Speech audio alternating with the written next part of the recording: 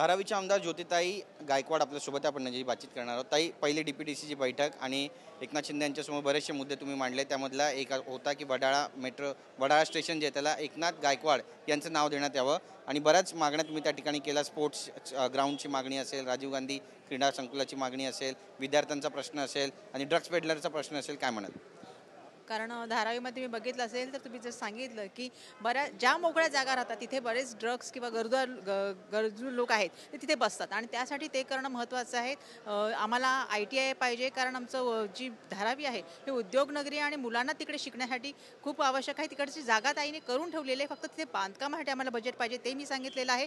एका ठिकाणी स्थलांतर झालेलं आहे, ती जागा रिकामी आहे, तिकडे कचरा पडला आहे, तर त्याच्यामध्ये आम्हाला लायब्ररी आणि उद्यान म्हणजे आपल्या जे सिनियर सिटीजन आहेत मुलं त्यासाठी ती आवश्यक आहे। मी जो मुद्दा विधानमंडळामध्ये मांडला होता तो परत हा आपल्या स्पोर्ट्स कॉम्प्लेक्सचा तो मुद्दा मांडलेला आहे।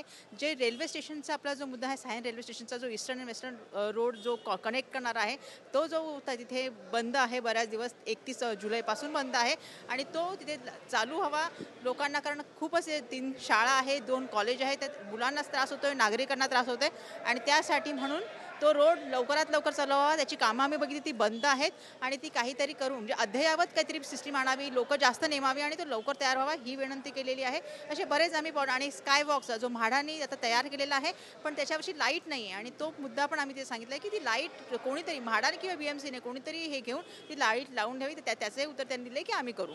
बुरख्याचा मुद्दा आणि मशिदीवरील भोंग्याचा मुद्दा सुद्धा आजच्या DPTCमध्ये गाजला आणि शिवसेनेचे आमदारांनी ज्या पद्धतीचं विधान केलेलं आहे मनीषा कायंदेने, तुमचं मत काय? आणि नितेश राणे यांनी जे पत्र दिलं आहे 12वी आणि 10वीच्या विद्यार्थिनींबद्दल की परीक्षेला त्यांना पाठवू नये बुरखा घालून, काय म्हणा?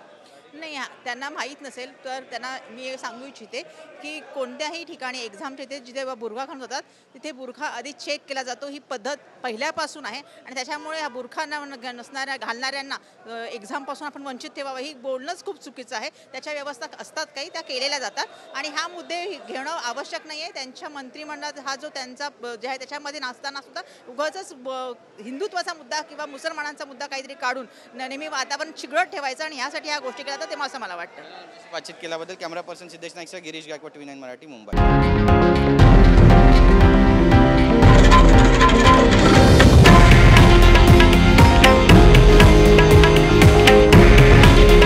हे आहे देशातील नंबर 1 न्यूज नेटवर्क आणि आपण पाहत आहात TV9 मराठी। काळजी तुमची, हित महाराष्ट्राचं।